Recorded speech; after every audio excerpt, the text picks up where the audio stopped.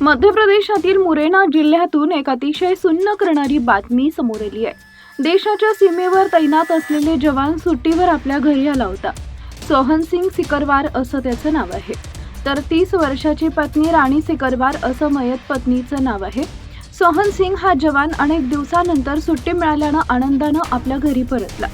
कुटुंबासोबत काही दिवस शांततेत घालवायचे, पत्नीसोबत वेळ घालवायचा आणि पुन्हा सेवेसाठी रुजू व्हायचं एवढाच त्याचा विचार होता। पण त्याला ही कल्पना नव्हती की ही सुट्टी त्याच्या आयुष्यातील सर्वात काळी रात्र ठरणार आहे। ही घटना आहे मध्य प्रदेशातील मुरैना जिल्ह्यातील खजुरी रोड परिसरातील। देशसेवेत कार्यरत असलेला जवान सोहन सिंग सिकरवार सुट्टीवर घरी आला होता। त्याची 30 वर्षाची पत्नी राणी सिकरवार हिच्यासोबत सुरुवातीला सर्व काही नेहमीप्रमाणे सुरू होतं। मात्र गुरुवारी 6 ऑगस्टच्या मध्यरात्री 12:30 वाजेच्या सुमारास घरातील बंद खोलीमध्ये दोघांमध्ये कोणत्या तरी कारणावरून वाद सुरू झाला।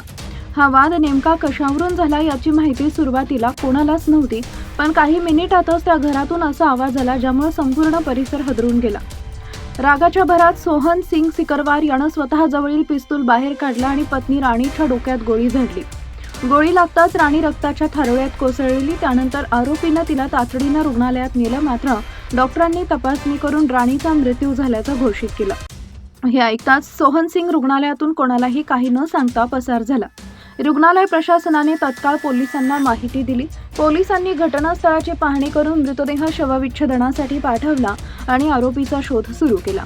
तांत्रिक पुरावे आणि तपासाच्या आधारे पोलिसांनी काही तासातच आरोपी जवानला ताब्यात घेतले। या प्रकरणात वापरण्यात आलेला पिस्तूल परवानाधारक होता की नाही याचाही तपास सुरू आहे। दरम्यान मृत राणी सिकरवारच्या नातेवाईकांनी दिलेल्या तक्रारीनंतर आरोपीचे वडील नरोत्तम सिकरवार आणि आई मुन्नी देवी यांच्या विरुद्धही गुन्हा दाखल करण्यात आला आहे।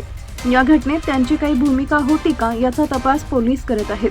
प्राथमिक तपासानुसार कौटुंबिक कलह हे या हत्येमागील मुख्य कारण असल्याचा पोलिसांचा अंदाज आहे। फॉरेन्सिक पथकानं घटनास्थळावरून महत्त्वाचे पुरावे जप्त केले असून संपूर्ण तपास पूर्ण झाल्यानंतर सर्व तथ्य न्यायालयासमोर मांडली जाणार आहेत। एकेकाळी आनंदानं सुरू झालेली ही सुट्टी अखेर एका कुटुंबाच्या उद्ध्वस्त होण्यानं संपली।